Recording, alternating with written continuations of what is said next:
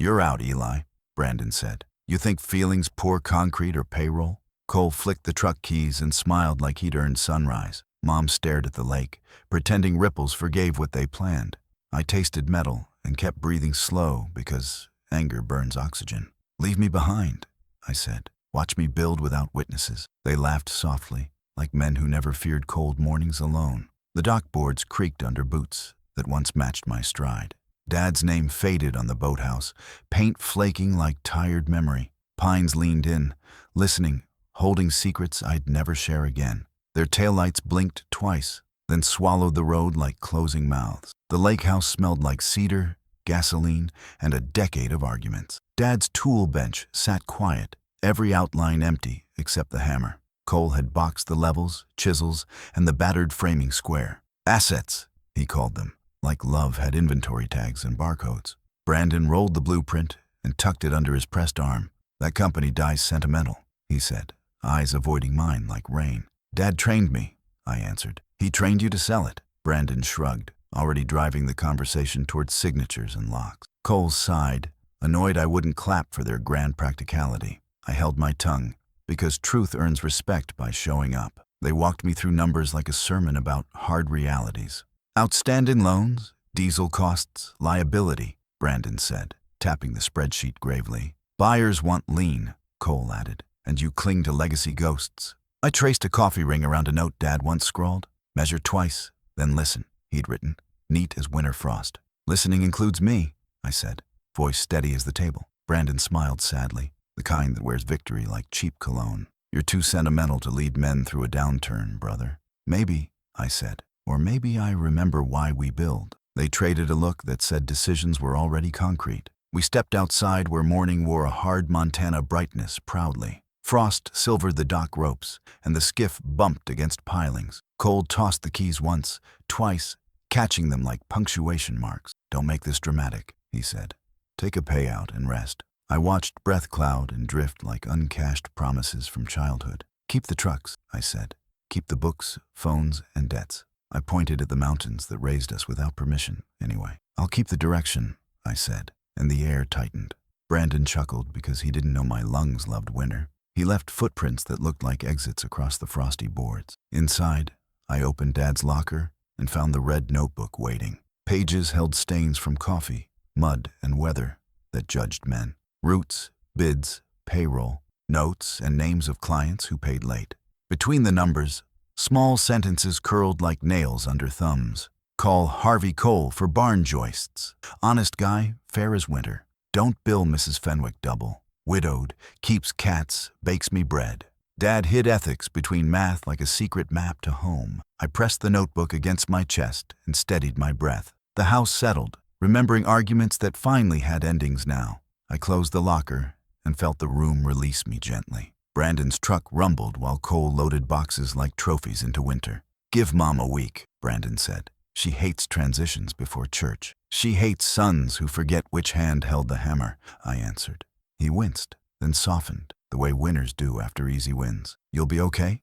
he said. "There's dignity in simple work." "There's dignity in any work done without lying," I replied. Cole leaned on the hood and tried practicing concern convincingly. "Don't stay here tonight," he said. "We changed the codes already." I nodded, tasted cold, and noticed ravens arguing above the pines. They flapped off, uninterested in the drama of human brothers. I walked the property line where snow thinned into brown needles. Dad taught us corners by pointing where fences met good ground. He'd spit in his palm, shake hands, and make promises durable. "Buildings stand when men keep small promises," he'd say, tightening bolts. I knelt at the stump where he'd sharpened chains many winters. Sap still coughed sweetness, stubborn against frost and history combined. My breath fogged, then thinned, then disappeared as the sun climbed. "I won't chase them," I told the stump in quiet line. "I'll build smaller, straighter, slower, and answer with finished work." Wind moved through pines like an old man clearing his throat. By noon, the lake turned glassy, reflecting clouds like patient apprentices. I stacked the last of my clothes in the duffel. A hammer, 3 pencils, a battered square, and Dad's red notebook. That was my inheritance. After signatures and smiles stole the rest. Nora's cafe waited 2 towns over with coffee that forgave failures. Harvey's name glowed on the page like a northbound mile marker. I closed the boathouse, counting hinges the way I count breaths. "Thank you, house," I said, because gratitude keeps anger tame. The padlock clicked, small and final, like a syllable ending. I turned the knob once more and let the memory settle. At the mailbox, a wasp nest hung empty but still dangerous. I brushed it down gently, because fury deserves careful handling always. A neighbor in a green parka raised a hand without questions. "Boys leave?" he asked, chin lifting toward the road's silence. "Left me behind," I answered. "That won't be the headline later." He grinned, a line forming where jokes grow into belief. "Winter's long," he said. "Call if your truck hates mornings." "I'll walk," I said. Feet never wait on permissions. He laughed and shuffled off, boots writing short stories in slush. I checked the box, empty, like excuses I'd stopped collecting. When evening bruised the hills, I stood on the dock again. The lake wore violet and steel, colors Dad loved most nights. Somewhere a coyote yipped, daring darkness to answer back confidently. I set my bag down and memorized how quiet courage sounds. "Peace doesn't need witnesses," I said, testing the truth aloud. It didn't echo. It settled, finding bones willing to carry. Headlights flashed distant, then faded where pines swallow every road. I didn't wave.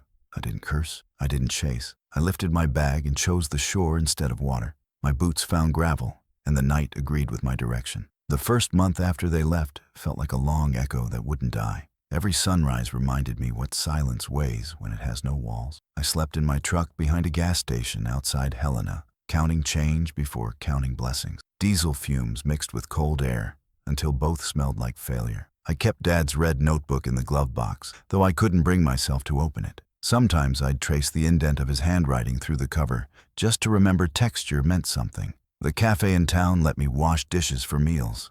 Nora's place, small and warm, the kind of diner where locals notice everything and ask nothing. She'd slide coffee my way and pretend it wasn't charity. "Rough patch?" she'd ask, and I'd shrug, more like a rebuild. The lie tasted like coffee, bitter but helpful. Nights came heavy, thick with thoughts that refused to clock out. I'd watch headlights glide past and wonder where peace hides when pride's broke. My brothers posted photos online of company trucks, crisp uniforms, polished smiles. Harland Construction, now under new leadership. I scrolled until the screen burned my eyes, then tossed the phone on the passenger seat. Once, I called Mom just to hear her voice. She answered softly, almost guilty. "You okay?" she asked. "Getting there," I said, though my stomach growled loud enough to confess otherwise. "They miss you," she whispered. "They miss control," I said. Silence followed, long and tired. "Come home when you're ready," she said. "Home burned down," I replied. "I'm rebuilding with ashes." When I hung up, I almost laughed at the poetry. Almost. The next morning, a man tapped on my window just after dawn. Wrinkled face, heavy jacket, hands like split wood. "You alive in there?" he asked, half concern, half joke. "Mostly," I said. He nodded toward my Montana plates. "Harland, huh? You kin to the builders?" I hesitated. "Used to be," I said. He chuckled. "Well, I'm Harvey Cole. Your dad and I worked side by side on the county barns. Hell of a man." I sat up straighter. "You're in his book," I said before thinking. He grinned. "Yeah, he kept one of those red notebooks, didn't he?" He studied me for a moment. "You look like you're waiting on permission." I frowned. "For what?" "To start again," he said, tapping the truck's door. "Men who build for others forget to build for themselves." He handed me a card. "Come by my shop tomorrow. Bring that notebook." Then he walked off like he'd just dropped a seed. That night, I opened Dad's notebook for the first time since the lake. Every page smelled like sawdust and winters that didn't break him. Between diagrams, he'd scribbled short lessons. Check corners twice, people once. You don't lose time working. You lose it complaining. I read until the words blurred. I thought about Harvey's shop, about maybe earning something again, even small. The next morning, I drove to his property off Route 12, a corrugated metal shed surrounded by tractors older than sin. Inside smelled like oil, coffee, and loyalty. "Didn't think you'd show," Harvey said, wiping his hands on a rag. "I almost didn't," I admitted. "Good thing almost never built anything," he said. He pointed to a busted porch swing in the corner. "Start with that. It's broken, like the man fixing it." Days became measured by the weight of nails instead of shame. Harvey didn't pay much, sometimes with cash, sometimes with sandwiches, but he gave me structure. I sanded wood until my fingers blistered, then healed, then blistered again. Every creak of the shop sounded like purpose finding its way back. When I messed up a joint, Harvey didn't yell. He'd nod and say, "Good, now you know how not to do it next time." We worked in near silence most days. Two ghosts resurrecting through craftsmanship. At night, I'd sit on the truck bed outside the shop, staring at the notebook under moonlight. The words had stopped hurting. They'd started helping, but rock bottom has layers, and I hadn't reached the last one yet. One morning I stopped by Nora's for breakfast and saw Cole and Brandon's logo on a new billboard across the street. Harlan Brothers, building Montana's future. Their faces looked proud, confident, whole. Mine felt invisible. Nora noticed my stare and placed a plate in front of me. "Eat," she said. "They can't own Sunrise." I smiled weakly. "Feels like they're trying." "Let them," she said. "You build differently." I didn't know what she meant then, but her faith landed where mine used to live. By late March, I started taking small repair jobs around town. Rotten stairs, leaky roofs, broken fences. Harvey loaned me tools. Nora gave out my number to customers. I charged what felt fair, maybe less. People paid with gratitude, which I converted into something like dignity. Still, nights were hard. I'd lay in the truck listening to snow slide off branches, wondering if my brothers ever thought of me, wondering if revenge should feel like hunger or patience. Some nights, I thought about quitting, but every morning, my hands reached for the hammer like instinct. I didn't know it yet, but rock bottom had already turned into foundation. One evening, Harvey locked up the shop early and tossed me the keys. "You earned 'em," he said. "For what?" I asked. "For not quitting when nobody's watching," he said. I looked at the dented metal keychain, the way it reflected the low sun. "What do I do with it?" "Build something," he said, "even if it's just yourself." I nodded, unable to speak. He patted my shoulder. "Your dad would have said the same thing, minus the poetry." That night, I sat under the stars with the key in my palm. For the first time in months, I didn't feel left behind. I felt pointed forward. When dawn broke, I wrote in Dad's notebook for the first time. March 20th, start small. Fix what nobody else sees worth fixing. My handwriting wobbled, but it was mine. I closed the book, tucked it into my coat, and whispered to the cold air, "All right, Dad, one more time." Then I picked up my hammer, and this time, it didn't feel like survival. It felt like direction. By the time spring crawled over the valley, I'd stopped flinching at the word Harland. It didn't belong to them anymore. It belonged to whoever worked hard enough to keep it alive. My first job came from a farmer named Clyde, whose fence had collapsed after a windstorm. "You any good?" he asked, watching me measure the posts. "I'm better than giving up," I said. He laughed, handed me a thermos of black coffee, and let me prove it. My hands bled before noon, but by sundown, the fence stood straight and strong. Clyde paid me $50 and a handshake that felt like credit. "You work quiet," he said. "That's rare these days." I drove away smiling, the sound of hammer hits echoing behind me like applause only I could hear. Word spread slowly, the way Montana dust does, quiet but everywhere. I patched roofs, rebuilt porches, fixed a schoolteacher's chicken coop that leaned like regret. The money barely covered gas, but it filled something else deeper. Nora, at the cafe, hung a handwritten flyer on her corkboard. "Eli Harland, repairs done right." By the end of the week, 3 names appeared on my list. "You're catching on," Harvey said, dropping off an old circular saw. "It's not catching on," I replied. "It's staying on." He nodded, proud but too old to say it loud. Nights still carried loneliness, but it started sounding less like loss and more like focus. Sometimes I'd eat dinner at the counter while Nora refilled my cup and asked, "You ever gonna rest?" "Rest is expensive," I'd say. "Work's cheaper." Then came the call that would test what little momentum I had. "We need someone to fix the back deck," the woman said. The last guy quit mid-job. The address made me pause. It was on Ridgeview Road, a neighborhood where homes looked like magazine covers. I borrowed Harvey's truck because mine coughed smoke like it had opinions. The client turned out to be a man named Dylan Price, the owner of a small motel chain. He stood on the porch, arms crossed, assessing me like a bid he didn't request. "You don't look like a contractor," he said. "I'm more of a correction," I answered, kneeling to inspect the beams. He blinked, caught off guard, then chuckled. "Just fix it, fast." I did. By dusk, the deck was level, stained and silent under his boots. "You free next week?" he asked. "Depends what's broken," I said. "Everything," he replied. With each new job, I learned how peace feels when it's earned quietly. I fixed Dylan's cabins, his fences, then his rental units downtown. He paid on time, which made him a rare breed.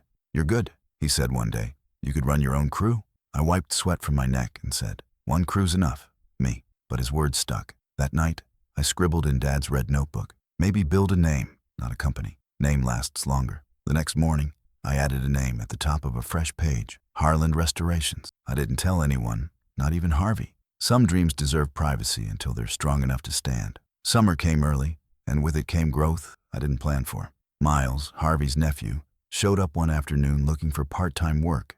"Uncle says you might need a hand," he said, lanky and eager. I tried to say no, but his grin was the same age mine was when I thought the world waited for me. "Grab a hammer," I said. "We work before the sun complains." He learned fast, faster than I like to admit. We sanded, painted, rebuilt, and laughed at mistakes that used to frustrate me. Harvey watched us from the shade, pretending not to care, but I caught his smile more than once. One evening, he clapped my shoulder and said, "You're teaching right. You're not yelling." "Didn't know there was another way," I said. "There always is," he replied. By August, Harlan Restorations had 5 repeat clients and a waiting list. I painted the logo on the side of my old truck by hand, crooked, uneven, but mine. When I drove through town, people started waving, not because they pitied me, but because they needed me. It felt strange being wanted again without obligation attached. Nora teased me every morning. "Famous now, huh?" she'd say, sliding me pie instead of breakfast. "Locally infamous," I'd reply. "Don't let it get to my head." She'd laugh, tucking her hair behind her ear in that quiet way that makes time slow. "You're getting softer," she said once. "Just tired," I answered, but she saw through it. Some truths didn't need correction. The brothers heard about me before I was ready for them to. Brandon left a voicemail that said, "Heard you're fixing porches now. Guess everyone needs a hobby." I deleted it before the bitterness could grow legs. Cole posted photos of their new corporate office online, a sleek glass building miles from anything real. I stared at the screen, then closed it. Their version of progress looked loud. Mine sounded like a saw running steady through oak. That night, I stood in the shop Harvey let me rent for next to nothing. I ran my fingers along a finished beam, smooth and patient, and whispered, "Let them chase applause. I'll keep building silence." When autumn rolled in, I hired Miles full-time. We expanded from fences to full remodels. "You're not just fixing things anymore," Harvey said. "You're creating." He handed me a box of old chisels. "They were your father's. Guess it's time they came home." The metal was dull, but familiar in my hands. "He'd tell you not to waste them," Harvey said. "I won't," I promised. That night, I carved a small mark into every project we completed.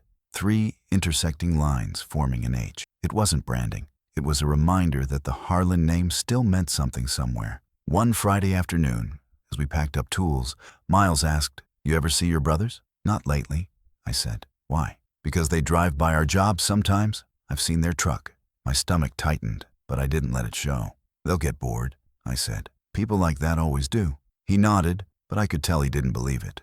Neither did I. I watched the sunset reflect off the fresh wood of a restored porch, and it looked like closure pretending to be progress. Maybe they weren't done testing me yet, but for the first time, I didn't care. By winter, Harlan Restorations had become more than work. It was rhythm. Mornings started with coffee and blueprints.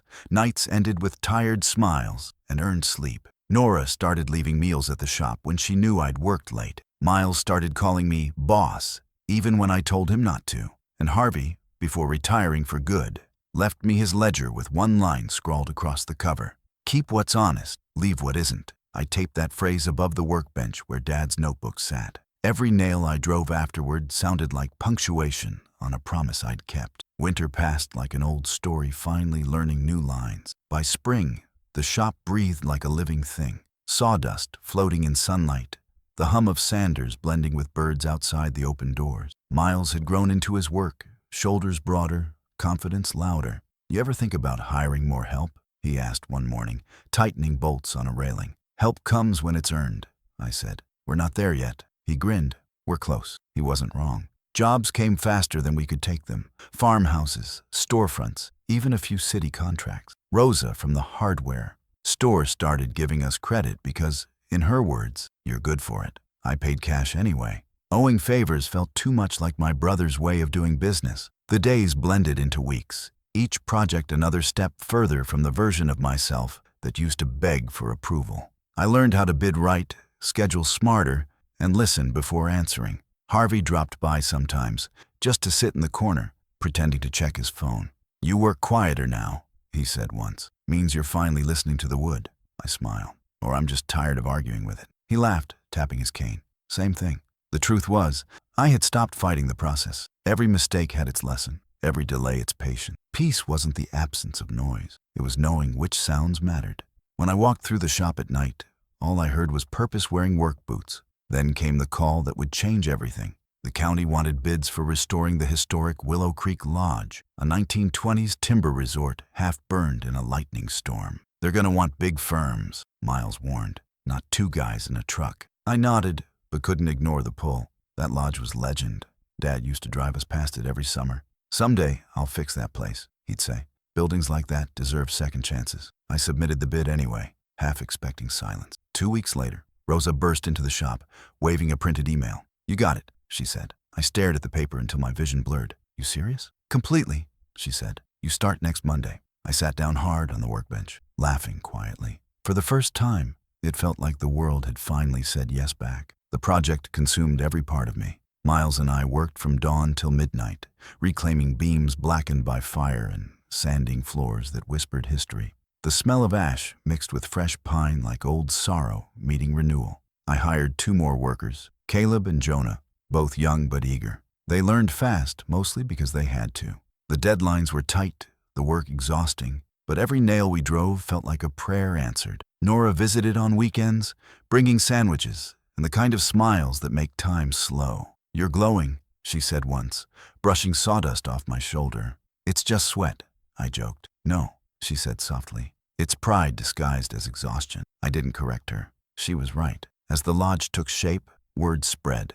The Helena Tribune ran a small piece titled, "Local Craftsman Restores Historic Heart of Willow Creek." My phone buzzed for days with new inquiries, but one message made me freeze. "Brandon, saw the article. Impressive work. We should talk sometime." I deleted it without replying. The work site became my refuge from everything outside it. By late August, the lodge stood finished, golden wood gleaming under the setting sun, every detail breathing life again. When the owner toured it, he stood silent for a long time. "This isn't repair," he said finally. "It's resurrection." His words hit harder than applause ever could. The following week, Montana Modern Living magazine featured our project. My brothers didn't call this time, but I knew they saw it. The magazine changed business overnight. Architects started reaching out, investors too.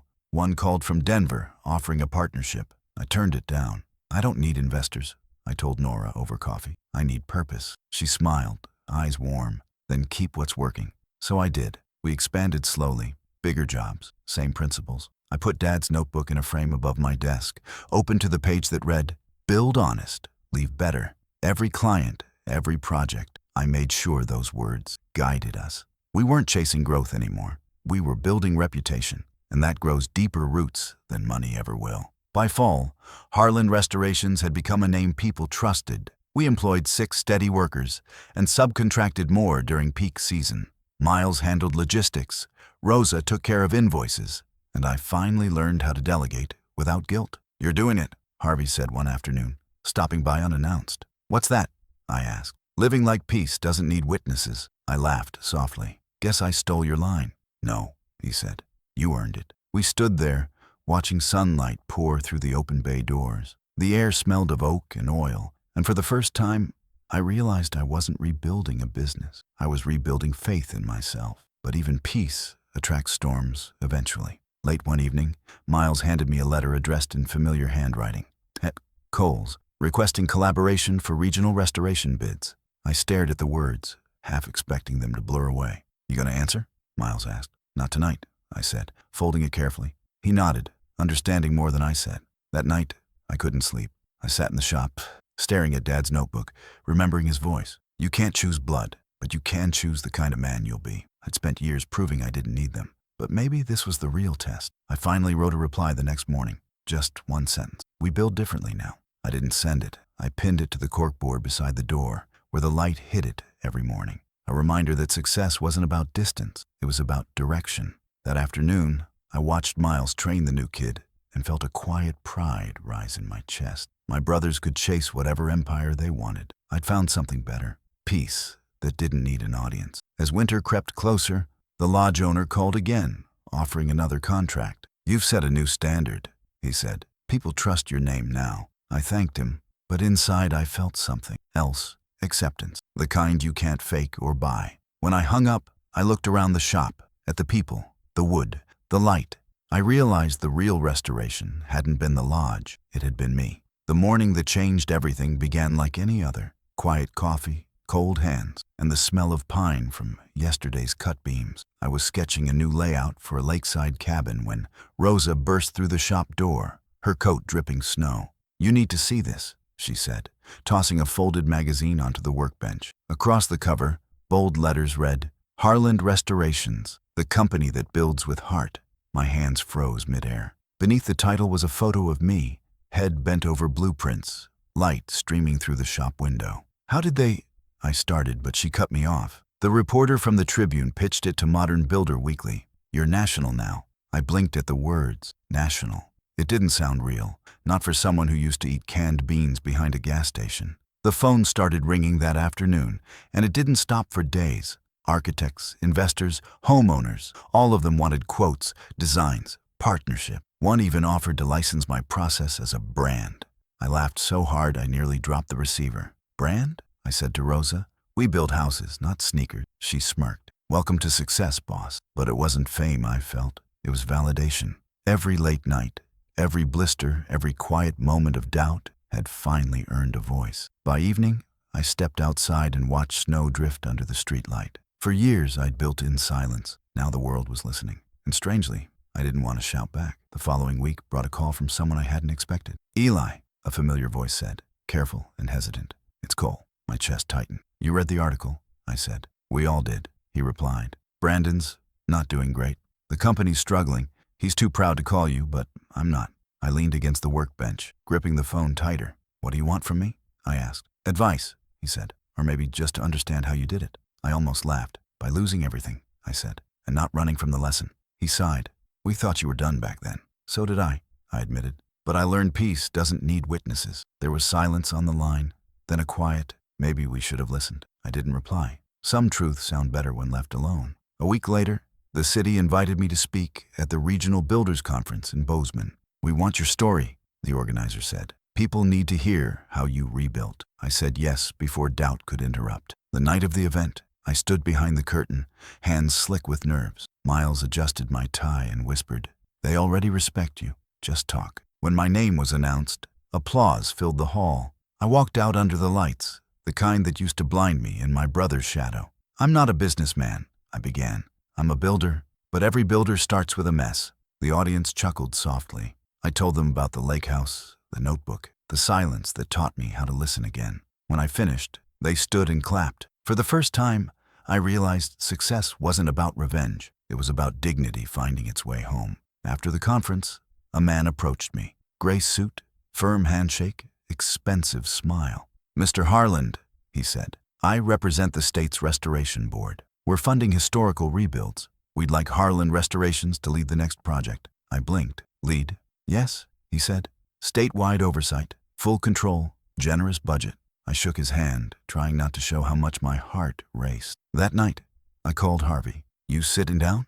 I asked. "Always," he grumbled. I told him everything. He laughed until he coughed. "You realize what this means, boy? You're running the show now." "Feels too big," I said. "That's how you know it's right," he replied. The next months blurred into meetings, permits, blueprints, and travel. I spent my days in hard hats and nights at kitchen tables with clients who called me Mr. Harland. Miles ran the crews like a general. Rosa managed the accounts, and Nora kept me grounded. "You're becoming a headline," she said one night, flipping through the paper. "You okay with that?" I smiled. "As long as it doesn't rewrite the real story." She reached across the table, touching my hand. "The real story's in your eyes, not the ink." Her words stayed with me through the noise and praise that followed. By the end of the year, Harland Restorations had tripled in size. Our logo appeared on city banners, our trucks on every county road. Still, I refused to move into a high-rise office. I kept the same shop, the same scarred workbench, the same notebook framed on the wall. One morning, as I walked in, I saw two men waiting outside in suits, Cole and Brandon. My stomach dropped, but my expression didn't. "You've been busy," Brandon said. His voice was thin, tired, stripped of arrogance. "Some of us kept working," I replied. Cole stepped forward, holding a manila folder. "We need help," he said. "The company's dying. We overextended." I looked between them, the brothers who'd left me behind now, standing small in the shadow of what I built. "Funny," I said softly. "I thought peace didn't need witnesses." They didn't argue. They just stood there, guilt heavy as wet snow. "We were wrong," Cole said. "You don't owe us anything, But maybe we owe you. I should have felt vindicated, but all I felt was distance. I'm not here to collect debts, I said. I'm here to build. Then build with us, Brandon said quickly. One last time. The words twisted something inside me. Dad's voice echoed faintly in my head. Don't close doors that time might open again. I sighed, the weight of years pressing down. We'll talk, I said finally, but not today. Their relief was visible, like exiles offered water. As they left, I leaned against the doorframe and exhaled. The circle wasn't closed yet, but it was bending toward something softer. That night, I sat by the river outside town, the stars sharp against the cold sky. Success had filled every space I once feared, but emptiness lingered in corners I hadn't visited yet. I thought about what Harvey said, that peace isn't silent, it's steady. Maybe part of steady meant forgiving, maybe not for them, but for me. The sound of rushing water was the same as the day they left me, but it no longer echoed loss. It sounded like movement, forward, unforced, earned. The next morning, the newspaper headline read, "Local builder to lead Montana's state restoration initiative." I stared at my name in print, unflinching this time, not because it proved them wrong, but because it finally felt like mine. The state restoration contract brought me back to places I'd once driven past, too ashamed to stop. Old courthouses, burned barns, abandoned train depots, all waiting for someone to care again. Funny thing was, each site looked like a version of myself I'd already rebuilt. The work gave me everything I'd ever wanted, steady income, respect, headlines even, but it couldn't give me the one thing that stayed missing. Closure. I knew it was coming though. Life has a way of looping back. It happened one crisp Saturday morning in October when Nora mentioned a wedding. Local, she said, stirring her coffee. Downtown. Big crowd. Guess whose name's on the invite list? I smiled without humor. Brandon or Cole? Both, she said. And yours? I frowned. How? Their mother, she said softly. She wants all her boys there. Says it's time. I didn't answer. The steam from her mug curled between us like hesitation made visible. The wedding took place at St. Catherine's Church, a whitewashed steeple surrounded by aspens yellow with fall. I sat in the last pew, not out of guilt, but comfort. Watching people arrive, I realized how long I'd been gone from gatherings like this. Laughter sounded different when it wasn't forced. Then I saw them. Cole at the front, tucks pressed, trying to smile. Brandon beside him, his laugh smaller than I remembered. It was Cole's wedding. The irony wasn't lost on me. The brother who'd taken my inheritance now stood ready to promise someone forever. When the ceremony started, sunlight spilled through stained glass onto his face. He looked nervous. When the vows came, he glanced toward the crowd. Our eyes met for a heartbeat. He froze, then continued. For the first time, he didn't look like a man who'd won anything. He looked human. After the ceremony, I slipped outside before the reception started, hoping to leave unnoticed. But footsteps followed. You came? Cole said behind me. I turned. He looked older, lines deeper, shoulders heavier. Your mom asked, I said. Still listening to Mom, he said, half smiling. Some things never change. Some do, I replied. He nodded. Yeah, they do. The silence between us stretched, filled with everything we'd never said. You did good, he said finally. Real good. Took a while, I said. You? He exhaled. We sank after Dad died. I kept running like success was punishment I had to finish serving. And Brandon? I asked. He's trying, he said. Still angry, but trying. I wanted to believe him. Maybe I did. Brandon joined us a few minutes later, his expression somewhere between pride and shame. So the ghost returns, he said. I almost laughed. Ghosts don't build state projects, I said. He smirked, then sobered. You look good, Eli. Happier. Hard work does that, I replied. You ever miss it? The company? No, I said. I don't miss people confusing profit for purpose. He looked away, biting his lip. I used to think you were weak, he said quietly. Turns out you were just honest. The words hit harder than any apology could. I nodded, unsure if forgiveness could fit into a single nod, but it felt like a start. The reception hummed with clinking glasses and polite laughter. I sat at the corner table, half invisible, half free. Nora had come with me, her calm presence keeping the ghosts from getting too loud.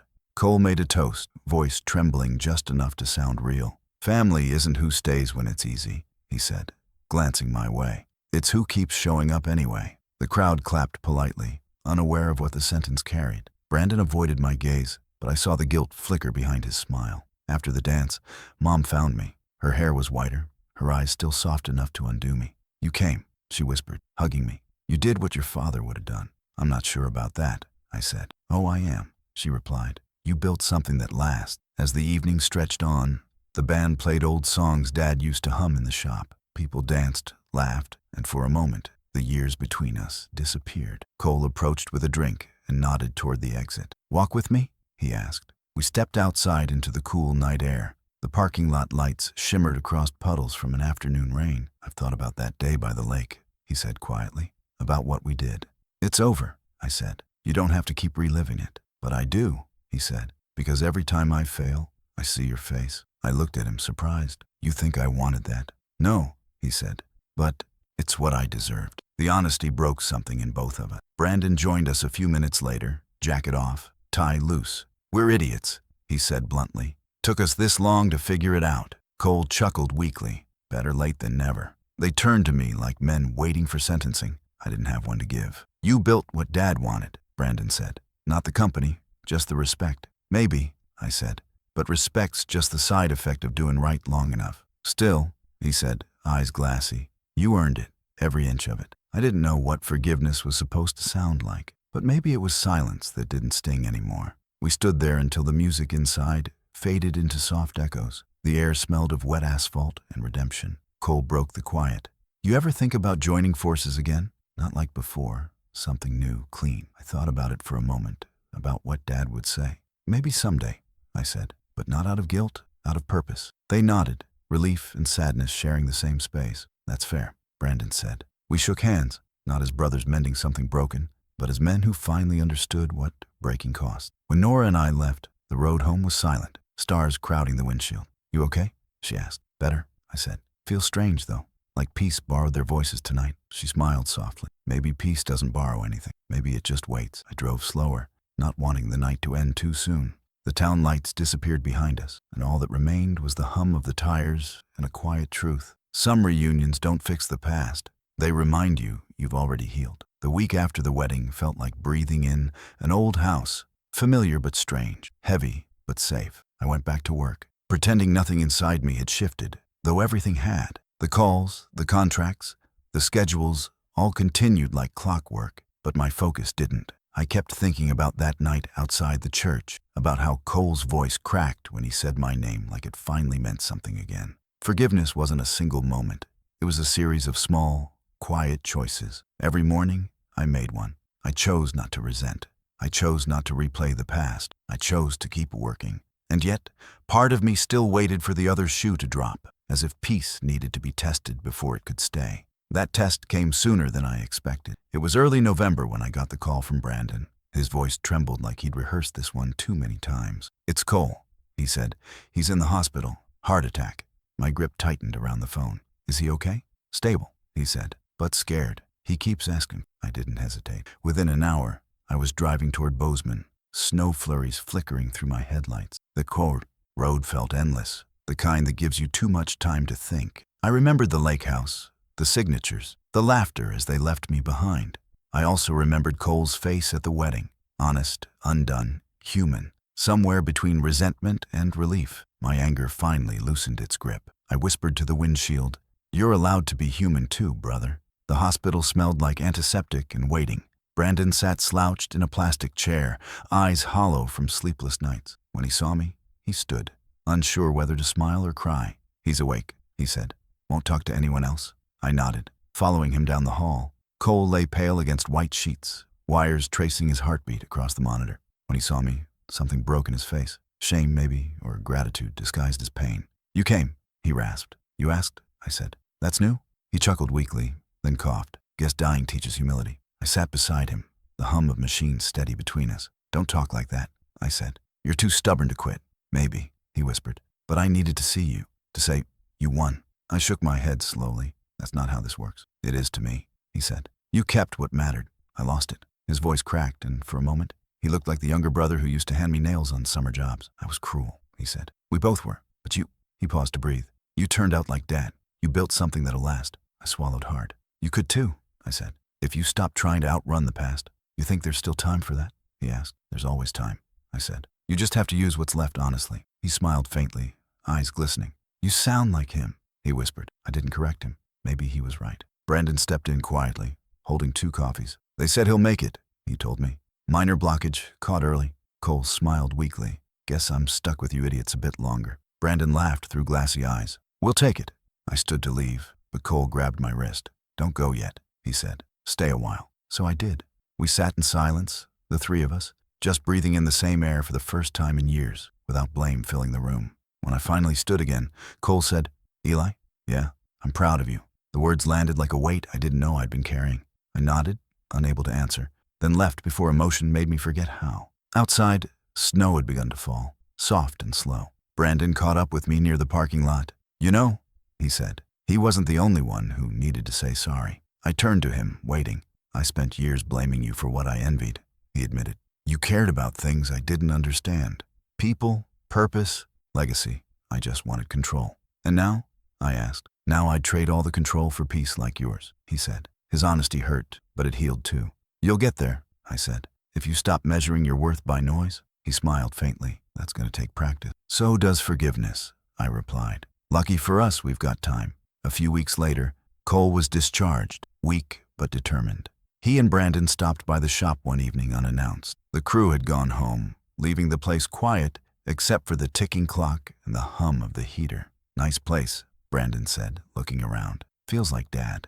"It is Dad," I said. "Every piece of it." Cole stepped forward, running his hand over the smooth grain of a finished door. "We didn't just lose a company back then," he said softly. "We lost the only part of him that mattered." "Then find it again," I said. "It's still here." He nodded, eyes wet. "Think you can teach us how?" I smiled. "Start by listening instead of talking." They both laughed quietly. For the first time, it didn't sound bitter. We talked for hours that night, about Dad, about mistakes, about the cost of growing up too late. I told them about Harvey, about the cafe, about the lessons carved into every scar on my hands. They listened like students, not rivals. "You ever think he'd be proud?" Brandon asked. "Every day," I said. "Not of what I built, but of how I built it." Cole nodded slowly. "He always said peace doesn't need witnesses," he murmured. "Guess you finally proved it." I didn't know whether to laugh or cry. "Maybe both." "He said that to you too?" "Once," Cole said. "I just never understood it until now." When they left that night, the shop stayed warm long after the heater shut off. I sat at my desk, looking at Dad's notebook, the page that read, "Keep what's honest, leave what isn't." For the first time, I realized it wasn't just advice for building. It was a way to live. The guilt I'd carried for years didn't belong to me anymore. It belonged to yesterday. And yesterday couldn't reach this far forward. The next morning, the sun rose bright and clean. The shop door opened, and life went on. Miles and Rosa showed up early, unaware of the quiet storm that had just passed. "You good, boss?" Miles asked. "Better than good," I said. "Feels like spring came early." He laughed. "In Montana? Don't jinx it." I smiled, shaking my head. Maybe he was right about the weather. But inside, the thaw had already begun. Peace has a sound you only recognize when everything else goes quiet. It's the hum of a saw, the soft creak of a beam settling, the whisper of wind through unfinished rafters. Months passed since the hospital, and I hadn't heard from my brothers. Not because they'd vanished, but because they finally stopped trying to prove something. Sometimes, silence is its own apology. I spent those months finishing small projects, taking long drives with no destination, letting my life slow down until it fit. Nora said I smiled differently now. "Like you've stopped rehearsing," she said one morning over coffee. I laughed. "Maybe I finally learned my lines." She tilted her head. "Or maybe you stopped performing." Either way, she was right. One afternoon, I drove to the old lake house, the same place where everything had fallen apart. The road still curved like a question I'd avoided too long. The property looked smaller now, almost gentle. The boathouse leaned a little more, and Dad's sign, Harland and Sons Construction, was faded beyond saving. I walked to the dock where I'd once made my vow in the cold, my reflection a stranger. The air smelled of pine and forgiveness. "You were right, Dad," I whispered. "Peace doesn't need witnesses, but it sure appreciates good company." I sat on the edge, letting my boots touch the water. For the first time, I didn't feel the weight of the past pressing from behind. I felt it resting beside me, patient and forgiven. When I got back to town, a letter waited at the shop. No return address, but I knew the handwriting. Cole's. Inside was a folded photo. 3 boys in front of a half-built garage, covered in sawdust, grinning at their father's camera. On the back, in shaky pen, were the words, "We finally understand.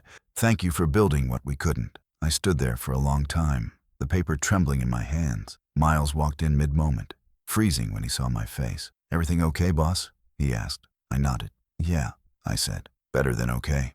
I slipped the photo into the frame beside Dad's notebook. It didn't erase what happened. It just balanced the ledger. That night, I closed the shop early and drove to Nora's cafe. The place was empty except for her, wiping down counters while an old blues song hummed through the radio. "You look lighter," she said. "You finally forgive them." "Maybe," I said. "Or maybe I stopped needing to." She nodded like she'd been waiting for that answer. "Peace," she said, "isn't a gift. It's maintenance." I smiled. Guess I picked the right trade then. We sat by the window till the sky faded into lavender, the kind of silence that doesn't ache anymore, filling the room. Over the next few weeks, I noticed small changes I hadn't planned. New clients calling not because of reputation, but because of word-of-mouth trust. Miles started managing his own crew. Rosa handled logistics better than I ever could, and I finally took a weekend off. Progress had become effortless, almost humble. One Saturday, I found myself sanding a porch rail for no reason other than the joy of it. My hands moved steady. Sure, I wasn't chasing anything anymore. The world had already caught up. When Nora came by with lemonade, she said, "You ever realize you became the man you wanted to prove you could be?" I looked at her, the porch glowing gold in sunset. "No," I said. "I became the man I didn't know I could be." Winter came gentle that year, more snowflakes than storms. The shop stayed warm with laughter and music. Some nights, after everyone left, I'd sit alone, writing notes in the back of Dad's book. Not about work, about lessons. Pride builds fast, peace builds strong. Sometimes silence is the loudest answer. The last entry I wrote simply said, "Forgiveness is construction. It happens piece by piece." Then I closed the book, not as a man finishing a story, but as someone finally living the last page. On Christmas Eve, a familiar truck pulled into the lot. Cole stepped out first, followed by Brandon, both carrying gifts. "Thought we'd bring some leftovers," Cole said. Mom insisted. I smiled, stepping aside. Guess I can't say no to her cooking. We shared dinner at the workbench, chili, bread, laughter that sounded like home again. No speeches, no apologies, just brothers, quietly existing in the same space. Before they left, Brandon looked around the shop. "You ever think about expanding?" he asked. "Only if it still feels small," I said. Cole nodded. "That's a secret, isn't it?" "Yeah," I said. "Keep it honest, keep it human." When they drove away, I stood at the doorway, snow falling soft against the dark. I thought about all the noise it took to reach this quiet, about how revenge had once fueled me, but peace kept me alive. I'd built a life from splinters and mistakes, and somehow it held. The shop lights glowed behind me, steady and warm, like Dad never really left. I walked back inside, the sound of my boots echoing against the floor. Each step a reminder of everything that survived. If this story touched you, please like and share, and tell me, would you have opened the door for them again? Or kept the peace you built all to yourself?